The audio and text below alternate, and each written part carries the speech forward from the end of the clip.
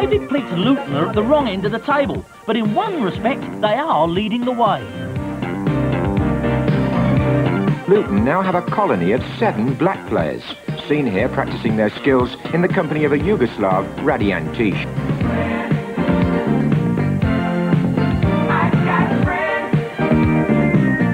They could be yellow faces. I mean, the fact is that the only criteria is, are they better players than what you've already got when you see them play? Well, we've said it before and we'll say it again. In the 1980s, you only found out against one side. And it's run on for Walsh. And here comes Hill. And Steen! It's there! Brian Steen! There's a dog on the pitch, which should amuse Bruce Grobbelaar, who always enjoys a slight diversion.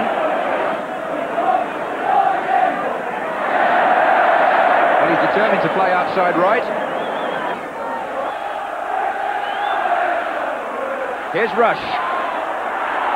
Fields for handball, still Rush. It's there!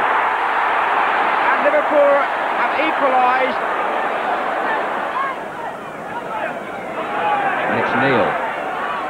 Sooners will let that run. Alan Kennedy. It's in. 2-1 to Liverpool. Souness. And again Souness. What a goal! Fantastic goal. And now here's some real nostalgia. A Manchester derby coming up and City are hopeful. We don't like it if they're doing better than us, and they get the raving needle when we're doing better than they are. At the moment, they're up, we're down. But it can change. Looking for Hartford. Moses for company. That's been one of the strongest contests so far. Corner. Two very much with eyes on each other. Reeves. McDonald. Reeves. Kevin Reeves.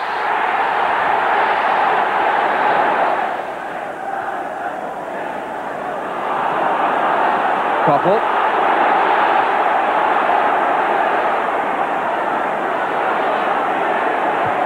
That's a good cross. And it's in. Stapleton. 1-1.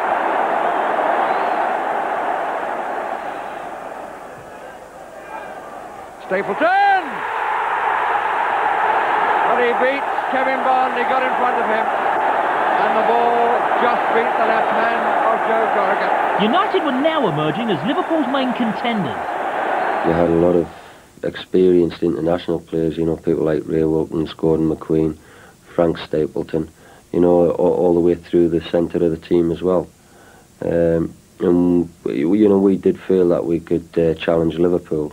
United are about to discover how close they are as they face Liverpool in the first domestic final of the year, the Milk Cup. The fans have parted with over £1 million to see whether Liverpool can become the first club to win this competition 3 years running, or whether Manchester United can win just their second important trophy since 1968.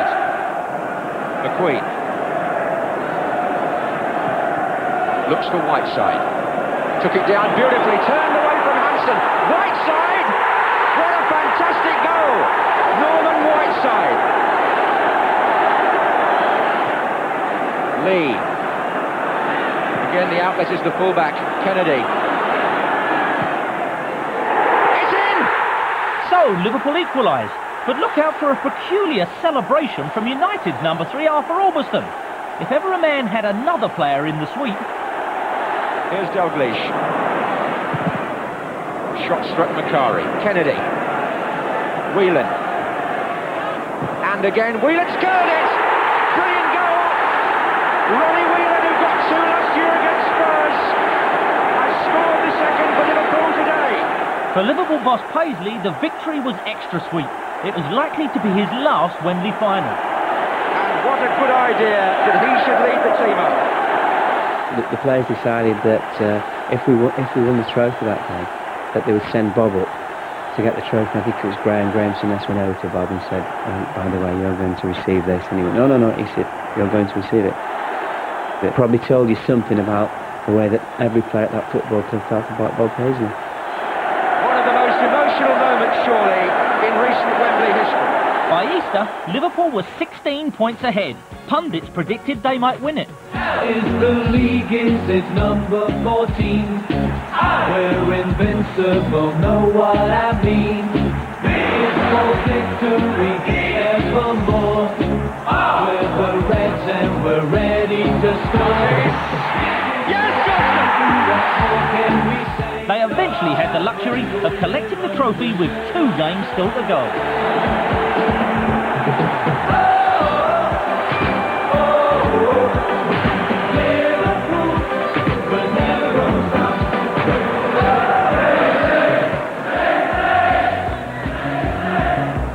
Bob Paisley's record was 13 trophies in 9 years as manager, but he could never be fazed by events in football.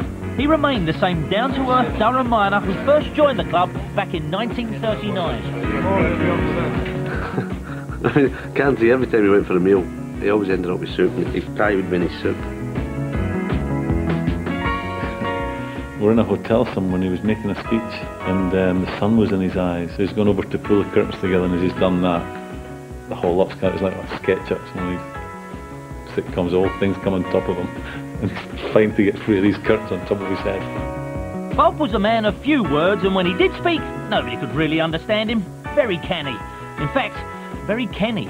I don't understand him. He said he's got trouble with me. Well, goes both ways. He is a bit hard to understand, I would think, in team meetings and the like, isn't he? He's a bit hard to understand. Paisley won virtually everything from Manager of the Year to 3 European Cups to no fewer than 6 championships. And at his retirement bash, we were afforded a rare glimpse at something other than that "Welcome to Anfield" sign. People talk about other managers being great managers, but there's only one, isn't there, if you look at his record?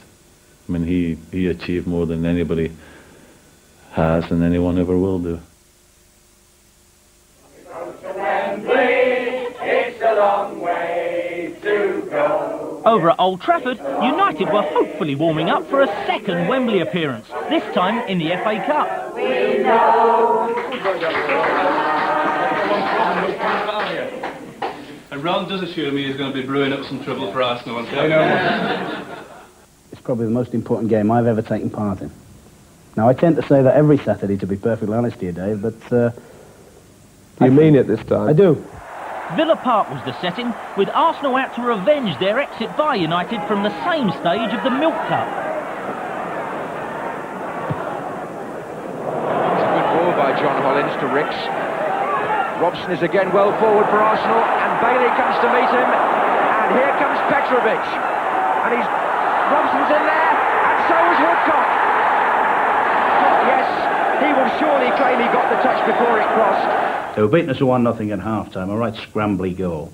And yet, funnily enough, I never felt worried. In fact, I went in at half-time, I said to the boys, actually, all you've got to do is play as well as you've done in the first half, and there's no way they can live with you. Grimes. Orbiston making a run forward down the left. Here comes Brian Robson. He's in with a chance. Yes! The Manchester United captain has equalised. Free kick to Manchester United. Grimes.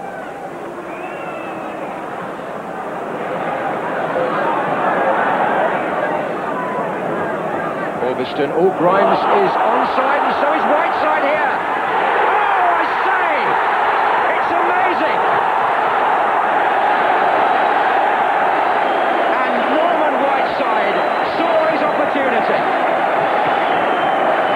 He came from an inside left position. Onside, said the linesman. The volley with his left foot, and he's not 18 years old until May the 7th. Ah, you do know you can't mention Norman Whiteside without mentioning Norman Whiteside's age, don't you? And here he is, not 17 until the 7th of May. And Norman Whiteside, 17 years old. Only 16. A very happy afternoon indeed for the 17-year-old from Belfast. Still only 16. What a fantastic goal by the 17-year-old. He was an 18-year-old, or 17-year-old as he was at then, a 17-year-old man.